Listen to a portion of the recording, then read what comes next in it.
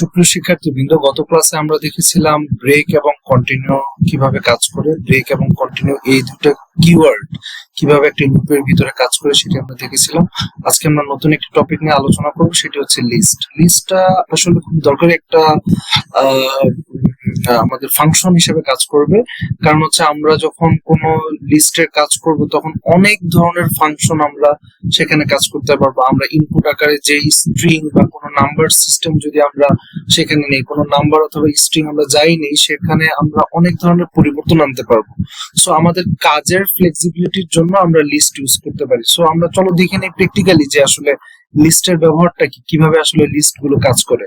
So list নামটা থেকে আসলে বুঝতে পারছি যেখানে অনেক ধরনের আমরা স্ট্রিং রাখতে পারবো বা অনেক ধরনের নাম্বার রাখতে পারবো। সো আমি এখানে বুক নামে একটি ভেরিয়েবল নিয়েছি যেখানে আমি আসলে লিস্টের কাজ করব, এবং লিস্ট রাখার জন্য আমাদেরকে থার্ড ব্র্যাকেটের ভিতরে রাখতে হবে। যদি আমরা স্ট্রিং ইউজ করি সেক্ষেত্রে আমাদেরকে ডাবল কোটেশনের ভিতরে রাখতে হবে, আর যদি নাম্বার ইউজ করি সেক্ষেত্রে আমাদের কোটেশনের প্রয়োজন হবে না। সো আমি এখানে সরাসরি কিছু সাবজেক্টের নাম রেখেছি। দেখো আমি এখানে যে ভেরিয়েবলটা নিয়েছি সেটা নাম রেখেছি আমি বুক, ঠিক আছে। সো এখানে যেহেতু আমি লিস্টের কাজ করছি, সো এই বুক নামের যে লিস্টটা আমি ক্রিয়েট করেছি সেখানে আমি Bangla, English, math, ICT, science, এখানে আমি টোটাল 5টা সাবজেক্টের নাম দিয়েছি। সো এখন আমি যদি এখন এটাকে যদি লিস্টের জন্য যদি আমি কাজ করতে চাই সেক্ষেত্রে আমাকে প্রিন্ট করে দেখতে হবে প্রথমে যে আমাদের এই লিস্টগুলো সরাসরি ফাংশনগুলো সরাসরি কাজ করছে কিনা। সো আমি যদি এখানে একটা নতুন করে একটা ফাংশন ইউজ করি প্রিন্ট, এবং প্রিন্টের ভিতরে আমার যে লিস্টের যে নামটা আমি দিয়েছিলাম, যেটা নাম দিয়েছি আমরা বুক, আমরা যদি সেটাই লিখি এবং আমরা যদি এখন এটাকে প্রিন্ট করে দিই তাহলে আমরা দেখতে পাচ্ছি Bangla, English, math, science, ICT এবং সায়েন্স যে 5টা বুকের কথা আমরা বলেছি সেই লিস্টগুলো কিন্তু আমরা এখন আউটপুটে পেয়েছি। কেন পেয়েছি? কারণ আমরা অলরেডি প্রিন্ট ফাংশন ইউজ করেছি এবং বুক নামে যে লিস্টটা আমরা ক্রিয়েট করেছিলাম সেটাকে আমরা কল করেছি। সেই কারণে কিন্তু আমাদের কাঙ্ক্ষিত আউটপুটে প্রত্যেকটা সাবজেক্ট বা প্রত্যেকটা বুক কিন্তু আমাদের এখানে দেখাচ্ছে। এখন আমরা লিস্টের অনেক ধরনের ব্যবহার আছে। এখন প্রত্যেকটা সাবজেক্ট বা বাংলা, ইংলিশ, ম্যাথ এটার ইন্ডেক্স কোনটা সেটাও আমরা এখান থেকে পেতে পারি। ইন্ডেক্স জিনিসটা কি? সেটা হচ্ছে এই যে বাংলা সংক্ষিপ্ত ফর্ম লিখেছি আমি সবগুলো বইয়ের। সো এই যে বাংলা বইটা আমি এখানে লিখেছি, এই বাংলাটা আছে কত নম্বর ইন্ডেক্সে? এটা হচ্ছে 0 নম্বর ইন্ডেক্স, মানে প্রথম ইন্ডেক্সটাতে আছে বাংলা, দ্বিতীয় ইন্ডেক্সে আছে ইংলিশ। সো ইন্ডেক্সটা কাউন্টিংটা শুরু হয় 0 থেকে, তার মানে বাংলা আছে 0-তে, ইংলিশ আছে 1-এ, ম্যাথ 2-তে, আইসিটি 3 এবং সায়েন্স আছে 4-এ। টোটাল আমার বইয়ের সংখ্যা 5, কিন্তু আমার এখানে ইন্ডেক্স 0 থেকে 4, টোটাল 5টা। সো আমি প্রিন্ট করেছি প্রত্যেকটা বই আমি এখানে দেখতে পাচ্ছি যেগুলো আমি প্রিন্ট করেছি। এখন আমি যদি ইন্ডেক্সটা যদি জানতে চাই সেক্ষেত্রে আমি যদি আবার সেটাকে একটু কপি করে নিই, আমি এটাকে একটু কপি করে নিচ্ছি এবং আমি এখানে কপি হয়নি, কপি করার পরে আমি এখন এই বুকের পাশাপাশি আমি চাচ্ছি এটার ইন্ডেক্সটা জানার জন্য। ইন্ডেক্সটা জানার জন্য আমাদেরকে যেটা করতে হবে, আমাদেরকে থার্ড ব্র্যাকেটের ভিতরে ইন্ডেক্সের নাম্বারটা বলে দিতে হবে। সাপোজ আমি প্রথমটা যদি আমরা বের করতে চাই যে বাংলা, বাংলা অ্যাকচুয়ালি আমাদের কত নম্বরে আছে? এই বুক নামে লিস্টের ভিতরে এটা প্রথমে আছে, বাট এটার ইন্ডেক্স নাম্বার হচ্ছে 0। সো আমি এখানে যদি আমি 0 নম্বর ইন্ডেক্সে কি আছে সেটা যদি আমরা বের করতে চাই তাহলে আমি এখানে লিখতে হবে 0। এখন যদি আমি এটাকে রান করি তাহলে দেখতে পাচ্ছি আমার আউটপুটে কি আসে। আমরা একটু দেখি, আমার আউটপুটে আসে দেখো বাংলা। তার মানে প্রথম যে ইন্ডেক্সটা আছে 0 নম্বর ইন্ডেক্সে আমার কোনটা সংরক্ষিত আছে, এই বাংলা বই কথা বা বাংলা বই এটা আমার কি আছে? সংরক্ষিত আছে। যেহেতু আমরা বুকটা আমরা লিস্ট আকারে নিয়েছি এবং কি এখানে যেই সাবজেক্ট গুলো দেখতে পাচ্ছি তার মধ্যে আমি শুধুমাত্র প্রথম ইন্ডেক্সটা আমি এখানে জানতে চেয়েছি। ঠিক সিমিলার ভাবে আমি যদি এটা দ্বিতীয় নাম্বার বা তৃতীয় নাম্বার ইন্ডেক্সটা জানতে চাই, সাপোজ আমি এটা তৃতীয় নাম্বার ইন্ডেক্সটা জানতে চাচ্ছি, তাহলে আমাকে এখানে ইন্ডেক্সের নাম্বারটা দিতে হবে কত? 3 দেওয়ার পরে আমি যদি এটাকে আবার যদি আমি এখানে রান করি তাহলে দেখতে পাচ্ছি আমার 3 নাম্বার ইন্ডেক্স কি আছে? আমার 3 নাম্বার ইন্ডেক্সে আছে আইসিটি, এটা হচ্ছে আমার 0 নাম্বার ইন্ডেক্স, এটা 2, এটা 0, 1, 2, আর এই আইসিটি আছে আমার 3 নাম্বার ইন্ডেক্সে। এই জন্য আমি যখন প্রিন্ট ফাংশন ইউজ করেছি এবং ইন্ডেক্সের সংখ্যা বলে দিয়েছি 3, তখন আমার আউটপুটে আইসিটি দেখাচ্ছে। সো এভাবে আমরা চাইলে আরো ইন্ডেক্স একসাথে আমরা দেখাতে পারি। সেই ক্ষেত্রে আমি যদি সাপোজ এটাকে আরেকবার কপি করে নিচ্ছি। আমি চাচ্ছি আমার এই 1 নাম্বার ইন্ডেক্স থেকে তার পরবর্তী যতগুলো লিস্ট আছে আমি রেখেছি সবগুলো আমাকে প্রিন্ট করবে। তাহলে হচ্ছে আমার এখন এই 1 এর পরে একটা কলম দিতে হবে। তারপর আমি যদি এটাকে রান করি তাহলে দেখতে পাচ্ছি 1 নাম্বার ইন্ডেক্সটা কি, আমার বাংলা হচ্ছে আমার 0 নাম্বার ইন্ডেক্স, এই প্রথমটা 0 নাম্বার ইন্ডেক্স, ইংলিশ হচ্ছে আমার 1 নাম্বার ইন্ডেক্স। সো আমার এখানে এই 1 নাম্বার ইন্ডেক্স সহ এবং তার পরে যতগুলো আছে সবগুলো আমাকে এখন প্রিন্ট করে দেখাবে, ম্যাথ, আইসিটি এবং সায়েন্স। সো আমি যখনই প্রিন্ট করেছি আমি ইংলিশ থেকে আমার যাবতীয় যতগুলো লিস্ট আমি পূর্বে ক্রিয়েট করেছি সবগুলো কিন্তু আমরা এখন আউটপুট আকারে দেখতে পাচ্ছি।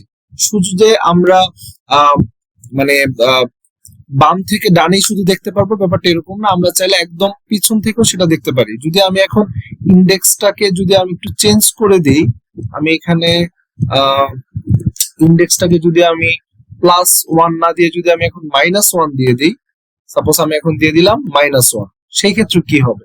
সেই ক্ষেত্রে আমি এখন যদি আমি প্রোগ্রামটাকে স্টপ করে যদি নতুন করে দিই, দেখো আমার এখানে -1 দেওয়ার কারণে কি হয়েছে যে আমার একদম পিছনের যে ইন্ডেক্সটা আছে সেই ইন্ডেক্সটা আমার এখানে প্রিন্ট হয়েছে। তার মানে যখন -1 আমি বলবো তখন হচ্ছে আমার একদম পিছনের দিক থেকে সেটা শুরু হবে। ঠিক আছে, এখন হচ্ছে -1 এর পরিবর্তে আমরা যদি এখন -1 দেওয়ার কারণে আমরা পিছনেরটা পেয়েছি, কিন্তু এখন যদি আমরা কোন একটা নির্দিষ্ট একটা বই যদি আমরা জানতে চাই যে সেটা আমার এখানে আছে কিনা, সেই ক্ষেত্রে আমরা এটা কিভাবে কাজ করতে পারি? সো সেটার জন্য আমাদেরকে যেটা করতে হবে যে আমাকে একটা নতুন করে একটা প্রিন্ট ফাংশন ইউজ করতে হবে। আমি এখানে একটা প্রিন্ট ফাংশন ইউজ করলাম এবং প্রিন্টের ভিতরে আমি লিখবো আমার যে কাঙ্ক্ষিত যে লিস্টটাকে আমি ক্রিয়েট করেছি সেই লিস্টটা হচ্ছে কি বুক, রাইট? সো বুকের ভিতরে এখন আমি যদি প্রিন্ট ফাংশনের ভিতরে আমি এখন যেটা করব সেটা হচ্ছে আমি সাপোজ আইসিটি এটা আমার আছে কিনা সেটা আমি চেক করতে চাচ্ছি। সেই ক্ষেত্রে হচ্ছে আমাকে যেটা করতে হবে, ডাবল কোটেশনের ভিতরে আমাকে লিখতে হবে আইসিটি ইন, তারপর হচ্ছে আমাদের কাঙ্ক্ষিত যে লিস্টার নাম আমরা দিয়েছিলাম সেটার নাম দিয়েছিলাম বুক, তাহলে আইসিটি ইন বুক এই কথাটা লেখার পর আমরা যদি ব্রেকেটটা ক্লোজ করে দেই, এখন আমরা যদি এটাকে রান করি তাহলে আমরা দেখবো যে আমাদের এই কাঙ্ক্ষিত সাবজেক্টটা তার ভিতরে আছে কিনা। দেখো আমি এখনো দেখতে পাচ্ছি ট্রু কথাটাকে প্রিন্ট হয়েছে। তাহলে কেন ট্রু কথাটা প্রিন্ট হলো? কারণ আমরা পূর্বে যে এখানে যে লিস্ট গুলো আমরাকে আইডেন্টিফাই করেছি বা এগুলো আমরা আগে ডিফাইন করেছি, সো তার মধ্যে আমি জানতে চাচ্ছি যে আইসিটি সাবজেক্টটা কি এই বুক নামের লিস্টটাতে আছে কিনা।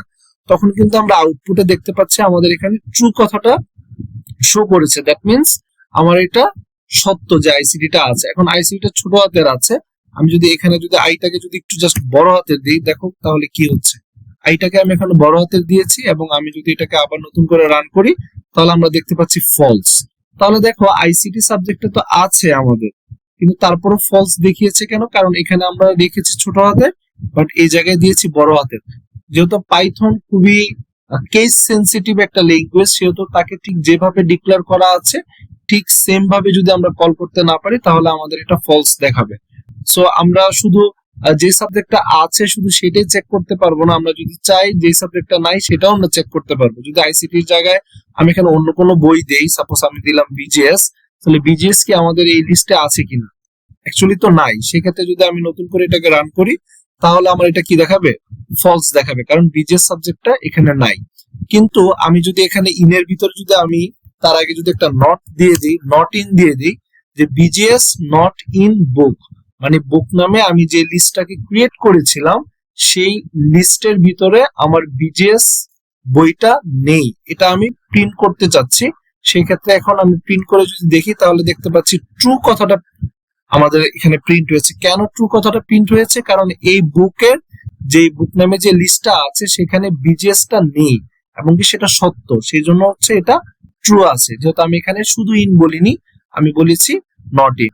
সো সুপ্রিয় শিক্ষার্থী বিন্দু, তোমরা খুব সহজেই বুঝে গিয়েছো যে আমরা কিভাবে আমরা প্রত্যেকটা যেই আমরা বুকের আন্ডারে বা লিস্টের আন্ডারে যেই স্ট্রিং গুলো নিয়েছি সেই স্ট্রিং গুলোর কিভাবে আমরা ইন্ডেক্স বের করতে পারি এবং সেটা ট্রু নাকি ফলস সেটাও আমরা আইডেন্টিফাই করতে পারি।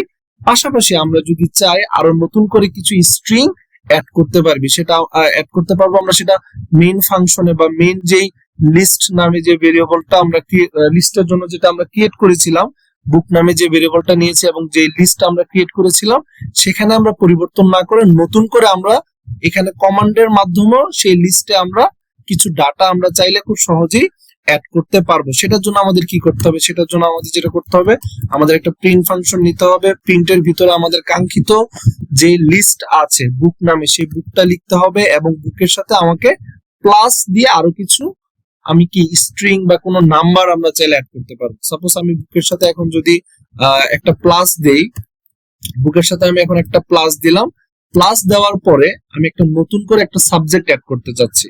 সাবজেক্টটা আমি সাপোজ অ্যাড করার জন্য আমাকে অবশ্যই আগে থার্ড ব্র্যাকেট দিতে হবে এবং ডাবল কোটেশনের ভিতরে আমি লিখলাম বিজিএস এবং আমি এই ব্র্যাকেটটা ক্লোজ করব। ক্লোজ করার আগে আমি চাচ্ছি যে আরো একটা নাম্বার নিতে চাচ্ছি। সো যদি আমি কোনো একটা নাম্বার নিই সেক্ষেত্রে আমাকে ডাবল কোটেশন দেওয়ার কোনো প্রয়োজন নাই, আমি সরাসরি একটা নাম্বার নিলাম 50 এবং এগুলো আমি চাচ্ছি স্টোর করতে আমার যে লিস্ট নামের যে লিস্টের যে লিস্ট যেটা আমি ক্রিয়েট করেছিলাম বুক নামে সেখানে এটাকে স্টোর হবে। এখন যদি আমি এটাকে প্রিন্ট করতে চাই তাহলে আমি যদি রান দিই তাহলে আমার এখানে একটা সিনট্যাক্স এরর দেখাচ্ছে। সরি, আমি এখানে ব্র্যাকেটটা ক্লোজ করি নাই, আমি ফার্স্ট ব্র্যাকেটটা ক্লোজ করলাম। ক্লোজ করার পরে এখন যদি আমি এটাকে আবার রান করি দেখতে পাচ্ছি আমাদের Bangla, English, math, ICT, science, BGS এবং 50 এই দুটো কিন্তু আমাদের নতুন করে অ্যাড হয়েছে। তাহলে আমরা বুঝতে পারছি যে আমরা যদি কোনো একটা কাঙ্ক্ষিত লিস্টের সাথে যদি আরো কোনো স্ট্রিং বা কোনো নাম্বার যদি অ্যাড করতে চাই সেই ক্ষেত্রে আমরা কি করতে পারি, শুধুমাত্র একটা ওই লিস্টের নামের সাথে প্লাস সাইন ইউজ করে আমরা নতুন করে প্রিভিয়াস নিয়ম অনুযায়ী আমরা বিভিন্ন স্ট্রিং বা নাম্বার অ্যাড করতে পারি।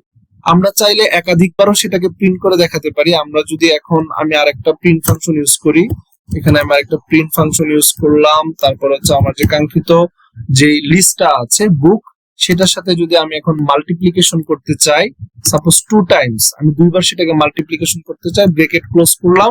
ক্লোজ করার পর আমি যদি এখন রান অপশনে ক্লিক করি আমরা দেখতে পাচ্ছি একই জিনিস আমাদের দুইবার প্রিন্ট হয়েছে। কেন প্রিন্ট হয়েছে? কারণ আমি এখানে একটা কমান্ড দিয়েছি মাল্টিপ্লিকেশন ইনটু 2।